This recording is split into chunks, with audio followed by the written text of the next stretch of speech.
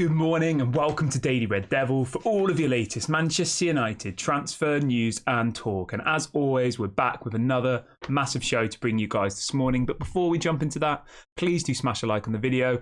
Please do subscribe to the channel if you are new. We're on the road to 20k subscribers. We're getting very, very close now.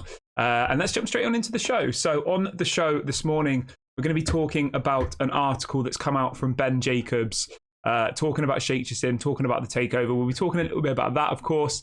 We'll also be talking a bit about Jadon Sancho and where it looks like he's going to end up going in the January transfer window. Obviously, a lot of people thought it was going to be Dortmund, but it looks like there has been a bit of a late plot twist. So we will be talking a bit about that. We're also going to be talking about a young Ecuadorian midfielder that Manchester United have apparently been scouting ahead of the January transfer window. He's been compared to Moises Caicedo. We'll be talking in depth about this player as well. Lots of other stuff to get into. So please do get involved in the comment section. Get involved in the live chat. Let me know your thoughts on everything we discuss on today's show. Now, I wanted to start the show off with just a little fact, just a little fun fact, just to get things moving. So this is about, obviously, Scott McTominay got 2 goals, didn't he, in injury time against Brentford on Saturday. So Scott McTominay is the first player to score 2 goals in the 90th minute or later of a Premier League game since Steven Bergwijn, the Tottenham versus Leicester in January 2022. And I'm going to say this now, right?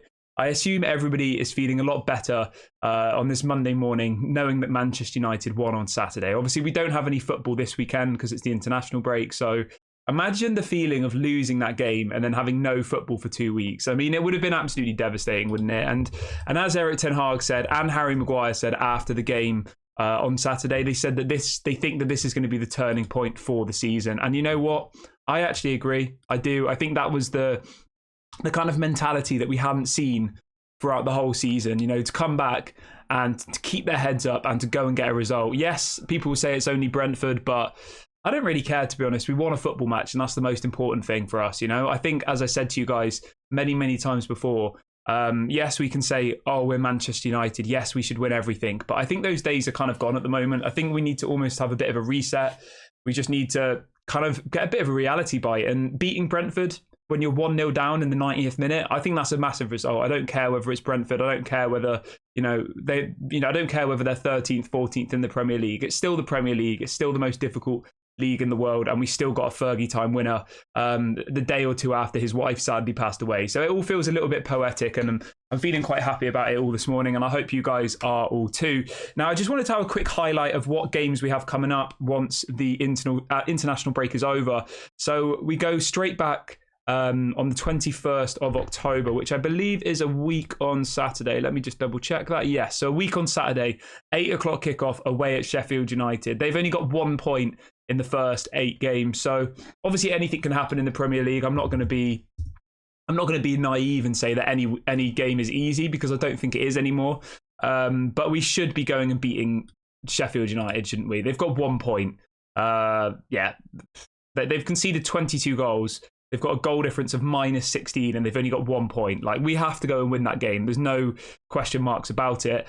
And the absolutely crazy thing is, right, we are 8 games into the season. We've had probably our worst start to a season ever in recent, Premier League history, in the last 10, 15 years, whatever, right? And we're only 6 points off Man City. 6 points. I mean, that's, when you look at it like that, it's not actually, obviously it isn't great. I'm not saying that I'm happy to be 10th in the Premier League, but we are 5 points off the top 4 and 6 points off Man City. If we win a game and Liverpool or Man City draw another one, we could be pretty much knocking on the door of them. And then all we'd have to then go and do is go and beat Man City or Liverpool, and we would go ahead them. Maybe I'm getting a bit ahead of myself, but the reason I bring this up is, obviously, we play Sheffield United on the 21st, then we've got FC Copenhagen, and then it's the Manchester Derby. So, we could, after the Manchester Derby, be 3 points behind Man City. Like, that's very realistic. If we go and beat them, that is. And if I'd have told you that after 10 games we were 3 points behind Man City, you'd have all thought I was crazy, wouldn't you? So we've got to try and take the little bit of positives from this. We've got to wait and see what happens. Let's see what people are saying in the chat this morning. Hope everyone is doing good. Let's see what everyone is saying. Somebody says these stats mean nothing with the performances we put in. Okay. Al says, is Højlund the only decent Erik ten Hag signing? Is he worse than Ollie at transfers? I mean, I'd say that Martinez is a good signing, isn't he? Surely. Do you not think Martinez was a good signing? I would say that Casemiro was a good signing last season. I would say that Eriksen was a good signing until he got injured last season. Who else has he signed? Anthony. I don't think Anthony was a bad signing, personally. I don't think he's, world class, but I don't think he's a terrible signing. Who else have we signed? Amrabat, it's too early to kind of make a decision yet. Yeah, but I don't think it's fair to say that Højlund is his only good signing. I think that's a little bit harsh. I think he has made some good signings. Al says Greenwood scored for Getafe. Yes, he did. What else have we got? Scott says, Kieran, what 5 players should we sign? That's a great question. Let me ask that back to the chat. So Scott has asked, what 5 players do I think Manchester United should sign? So I'm going to ask you guys to let me know in the comment section. Let me know in the live chat.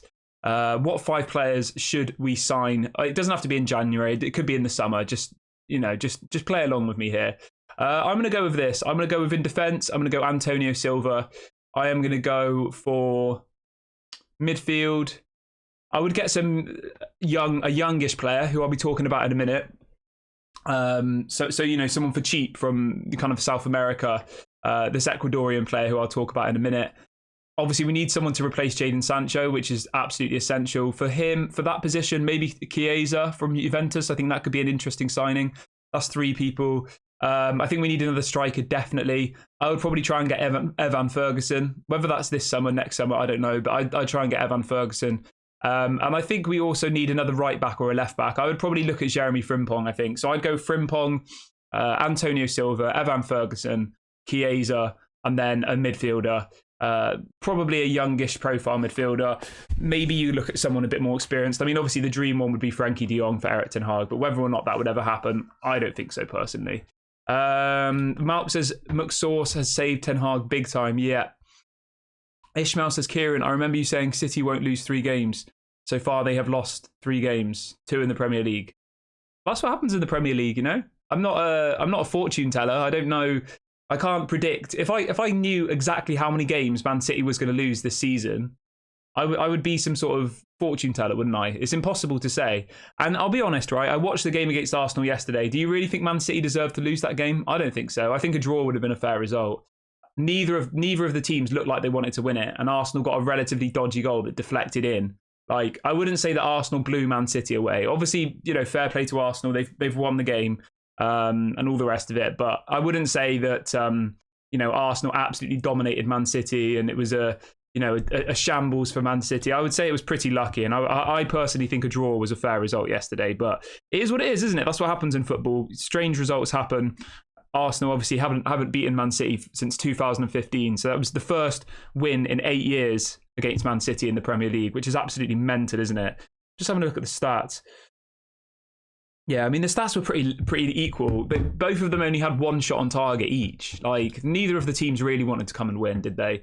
Red Devils United says it was a boring game. Yeah, it was. It was a very boring game, to be honest. It was. I didn't do a 6 o'clock video because I was watching that, and I thought everyone will be watching that game. It's the biggest game of probably the season so far, and it didn't really deliver for me. I thought it was overall pretty boring. But yeah, let me know if you watched the game. Let me know what your thoughts are. Let's see what else people are saying in the chat before we move on quickly. Zaid says, for me, we need to get rid of any player who is mentally weak and bringing the team down. Only then we will be able to bring in players to make a difference. I agree. Yeah, I think we need. I still think we need a whole reset. If you look through the spine of that team, of people who played of people who played on Saturday, if we go through that really, really quickly, right?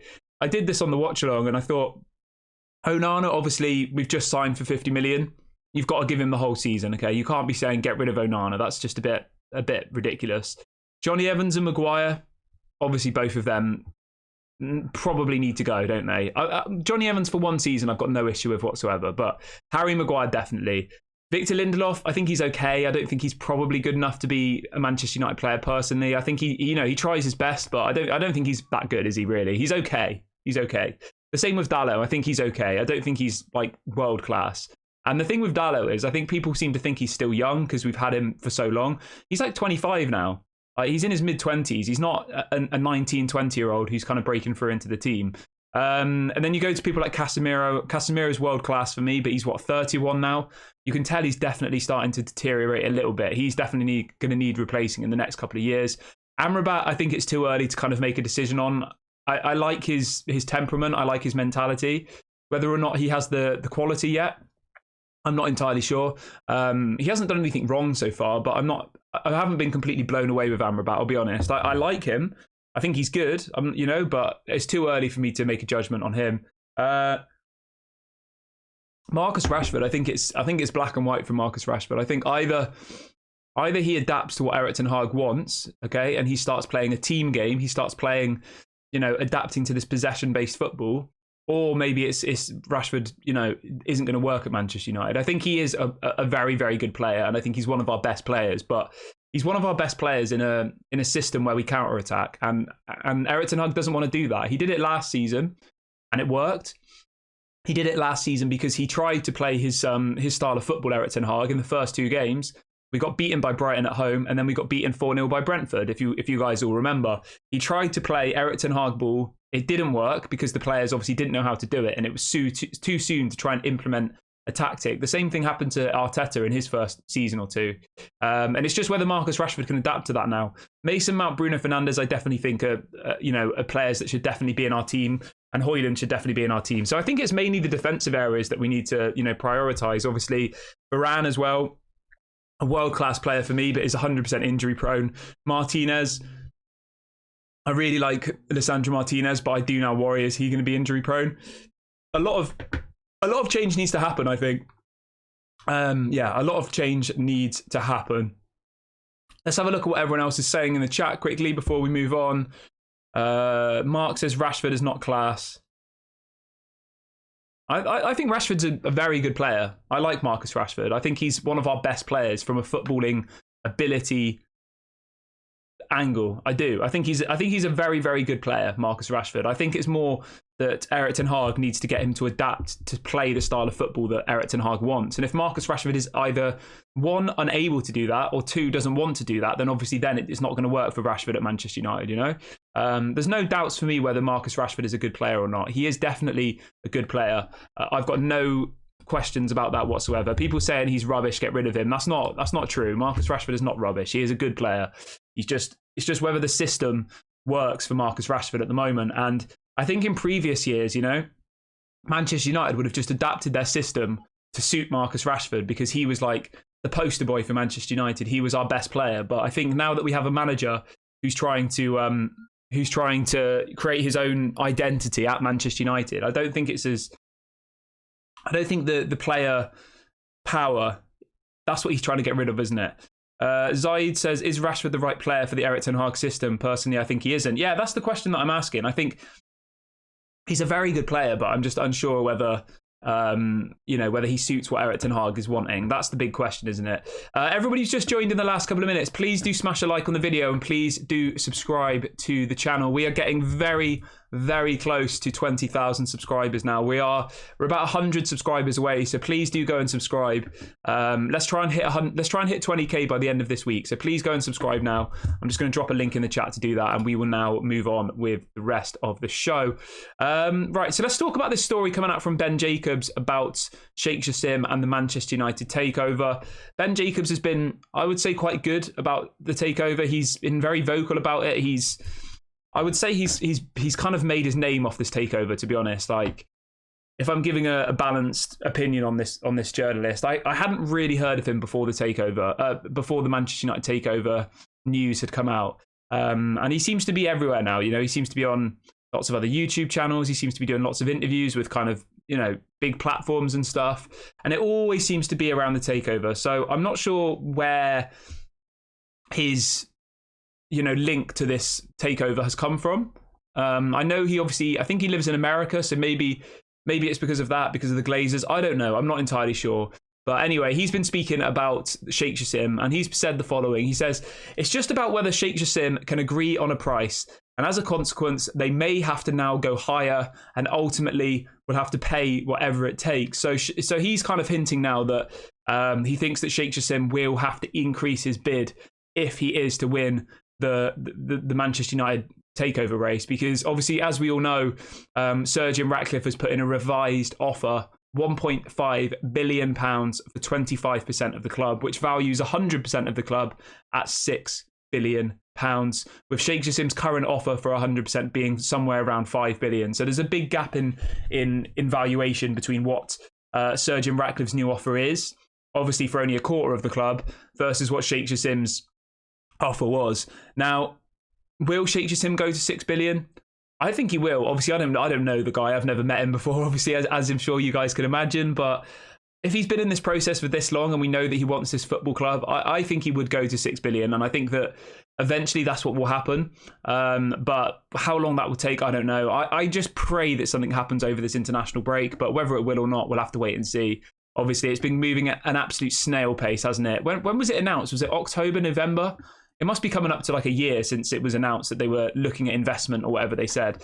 Anyway, Ben Jacobs then goes on to say that Sheik Jassim is still committed to a full buyout of Manchester United, which means 100% of the club, including the Glazers' share. He will not budge on that. It's all or nothing. There's no scenario where the 9-2 Foundation and Sheik Jassim would entertain staying on course for Manchester United if the Glazers want to stay. They don't want any scenario when they're a minority investor where the Glazers remain. They don't want any scenario where they don't have 100% of the club. So that's good. I mean, that shows you, from my perspective, right, or in my opinion, that he's coming in for the right reasons, you know? He's coming in because he wants the whole of Manchester United. He wants to get rid of the Glazers, and he knows that that's what's best for Manchester United. Whether that's because of sports washing or whatever, that's up to you to decide. That's, you know, we're not talking about that in this current moment. But one person wants to buy a quarter of the club and ultimately facilitate the Glazers staying, Sir Jim Ratcliffe and Ineos, and the other will not even go near the club if it means that the Glazers stay. So he's not going to buy 75% of it and keep the Glazers. He's not going to buy 80%. He wants 100 or nothing. And I have all the respect for that. I really, really do. So yeah, let me know what you guys think about that one. Sania says, I didn't get time to watch the video yesterday. What was the triple injury boost? So yesterday, the injury boost was Reguilon, Amad Diallo, and Kobe Mainoo are all going to be back and available for selection after the international break. So we should see those three back in the team. I mean, do we think any of them will start other than Reguilon? Maybe Kobe Mainoo starts over Casemiro. I know that sounds a bit crazy, but Casemiro in that last game, he got subbed off at half-time, didn't he? Erik ten Hag subs Casemiro. Then after the game, Erik ten Hag says that he subbed him because he needed more football, implying that what Casemiro was offering was not up to the level of what Erik ten Hag expects. Is there a world where Kobe Mainoo starts over Casemiro? I'm not sure. I don't know if he's ready for it. You know, we saw him in pre-season and he looked good. He held his own against Arsenal in that friendly. But is there a world where, you know, Kobe Mainoo benches Casemiro? I keep getting them mixed up. I'm not sure. I don't know, to be honest. Let me know what you guys think. Would you give Kobe Mainoo some game time? And also, what about Amad Diallo? Do you see Amad Diallo getting any game time? I'm not sure. I think the one taking point I had after the game on Saturday was that I think we need to have two strikers. I think we almost need to have someone like Scott McTominay up there. I don't mean it's like a 4-4-2. I mean more like you have one as a false nine and one as a striker. So you have someone sat behind Højlund, because I think that will add so many goals to our game. I really, really do. We know that Erik ten Hag likes to pin the opponents in the other half. So I think that maybe you could lose one of the midfielders potentially. So you could have more of like a 3-5-2, something like that. You know, you have three midfielders still. You have your left back and your right back as almost like wing backs, you know, going forwards. So I think Dallo likes to go forwards. Obviously, Reguilon likes to go forwards. And then you could still have three people in the midfield. You could have, you know, Bruno, Mason Mount and Amrabat, say, or Amrabat and Casemiro and Mason Mount, or whatever it might be. I think that's what we need to try, but we'll wait and see what happens. I think we will get a lot more goals if we start seeing more of a second striker up there alongside Rasmus Højlund. Zaid says, can someone explain to me what Sir Jim Ratcliffe's plan is? To me, it seems that he'll just be a new version of the Glazers. What's Sir Jim Ratcliffe's plan? So apparently, this is me looking at it from a fair perspective, okay? I think that Sir Jim Ratcliffe's plan is apparently to buy 25% of the club now. And then I think he said within 3 to 4 years, he'll try and buy the rest of the Glazers' shares. But emphasize the word try here. There's no guarantee that the Glazers are going to want to sell him the shares, you know? There's no guarantee that they'll be able to agree a price for those shares. There's no guarantee that if Manchester United start winning on the pitch again, the Glazers might say, oh, well, we're going to stay now. So it's a little bit of a false hope type thing with Sir Jim Ratcliffe. It's a bit, in my opinion, naive that he just thinks that, you know, he can come in and in a few years' time, he'll be able to buy the rest of the club. I don't think so, because if he had the money to buy the rest of the club or was willing to spend that money now, surely he would just do that. Surely he'd just offer the 6 billion that the Glazers want. Obviously, Sheik Jassim has only offered 5, and he'd just get the club bought. But for some reason, he doesn't want to do that. I don't know why. Obviously, I'm not on the board at Ineos. I don't know why they make these decisions, but I think it's a little bit strange. I think for me, it's just more of like an ego type thing. It's more of a trophy to be like, I own some of Manchester United. I think that's all he really cares about. I don't think he actually cares about making us better again, because what he is offering and what he's suggesting, any Manchester United fan will know that that's not going to improve Manchester United, is it? You're going to give 1.5 billion to the Glazers, which will probably just go straight into their pockets, yeah? What? And then you're telling me that Sir Jim Ratcliffe's going to build us a new stadium? Why would he do that if he only owns 25% of something? It's like this, right? It's like, imagine for some strange reason, you buy 25% of a house, and then there's somebody else who owns 75% of the house, right? And then they say to you, you can spend all the money to renovate the house, and then we'll get all the profits from it. Do you see what I mean? It doesn't really make any sense. Why would why would Sir Jim Ratcliffe come in and build a new stadium, you know, invest in the playing squad, invest in Carrington, invest in the infrastructure? Why would he spend all this money for something that he only owns 25% of? Because he's never going to make back the money that he spent on it, is he? Like, does that make sense? If he spends 4 or 5 billion on a stadium and players and yet he's only got 1.5 billion pounds invested in something, he's never going to make his money back. So it seems stupid. And to me, it's just a vanity project. It's just something like that he wants just for his legacy. Paul says he might not be around in 5 years. Yeah, I mean, the thing is, right, the him not being around in 5 years thing is more of a concern, because the club is actually going to be owned by Ineos. Okay, we've spoken about this on the show many times before, but Ineos is 3 people that own Ineos. Okay, Sir Jim Ratcliffe is the face of the bid because he's the boyhood Manchester United fan, the local lad who's come from nothing to billionaire, blah, blah, blah, right? He's not going to be the sole owner of Manchester United. It's going to be 3 people who own Ineos will own 25% of Manchester United. And then they'll have all their shareholders, they'll have all their, you know, the people on the board, they'll have all the decision makers. It's not as black and white as Sir Jim Ratcliffe will buy 25% of Manchester United. It's not Sir Jim Ratcliffe, it's Ineos. So if he passes away, which obviously we hope doesn't happen, it would just be one of the people who own Ineos who will then be the kind of face of the bid, you know? So yeah, it is a concern. Jihan says Sir Jim Ratcliffe is all just ego. He wants to boost the things that he owns part of the club. He was never in the running. United need billions of investment. He can't do that. He will only own a tiny part of the club. Exactly that. And I even went as far as saying before that I genuinely would rather keep the Glazers, right, on their own than have the Glazers and Sir Jim Ratcliffe. Like, I just think that it would send us even further backwards if you know, we have another person coming in owning 25% of the club. But do let me know what you guys think about this in the comment section. I'm going to move on to the next part of the show. We're going to talk a little bit about Jadon Sancho. Obviously, we all know what's going on with Sancho, so I'm not going to repeat any of that. But there is a big story coming in this morning about where Jadon Sancho's next club is going to be. So the story is coming in saying the following. It says, Juventus want to sign Jadon Sancho on loan in January with a view to turning it into a permanent deal for £60 million next summer. It then goes on to say that Jadon Sancho doesn't want to return to Borussia Dortmund. He'd much rather rebuild his career at Juventus. Okay, that all sounds good to me. It then says that Juventus are willing to pay half of Jadon Sancho's wages if he joins them on loan. So let me know what you guys think about that. I think that this is a good deal if there's this obligation to buy in the contract.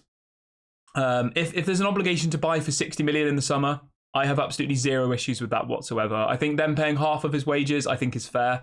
Remember, he's on 350 grand a week. So Manchester United would have to pay 175 grand a week until the summer. Juventus pay 175 grand a week till the summer. And then in the summer, the deal becomes permanent and he leaves. I think that's a great idea. I really, really do, because I don't see how Dortmund would ever have any of the types of money that's being touted to get this deal done, for me personally. We know that Juventus have had a bit of money troubles, but 175 grand a week wages is within their wage budget. Their highest earning player at the moment is Vlahovic on 250,000. So they could comfortably pay, you know, that their 175 grand a week salary that Jadon Sancho would require, plus us paying the other half. I think this is a good place for Jadon. I think this is probably the most likely option. I can't see him going to Dortmund now. I just think it's completely unrealistic. Especially like, even if he went to Dortmund, they're not going to then buy him at the end of it, are they? Dortmund's highest earning player is 180,000. So even them paying half of it would pretty much max out their wage budget. It doesn't make any sense. Whereas Juventus, I think, makes a lot of sense. Obviously, we'll keep you updated on that one as and when we get more news about it. But do let me know in the comment section what you think about this. This could potentially, though, as I was thinking earlier, this could potentially pave the way for Manchester United to go in for Federico Chiesa, obviously of Juventus. If they went and got Sancho, Juventus, maybe Manchester United then look at Chiesa. Obviously, Chiesa can play left mid, right wing and left wing. So he gives us a lot of different options there. Very, very good player, 25 years of age. Somebody who I think would suit Erik ten Hag's system incredibly. Very, very skillful. Can play with both feet. Very, very quick as well. Good at dribbling, good at passing. I think he would be the perfect replacement for Jadon Sancho. And is there a world where we send Sancho to Juventus and then we bring in Chiesa? I think that is a possibility, you know? I think it's a possibility. Jadon Sancho has to leave. That's a fact now. It's clearly not going to sort itself out, this situation, is it? We all know that now. We all know that we're stuck in this situation now where Jadon is ultimately protesting, on strike, whatever you want to call it. He doesn't even watch the football matches anymore, right? He at the game on Saturday against Brentford, he was at the under-18s game watching that. I mean, that just sums it up for me, doesn't it? The fact that he's not even watching Manchester United play anymore. A couple of weeks ago when we played Bayern, he was live streaming on Twitch playing FIFA. I mean, it just goes from worse to worse for Jadon Sancho, doesn't it? And I think that, you know, him leaving is the only real option now for me.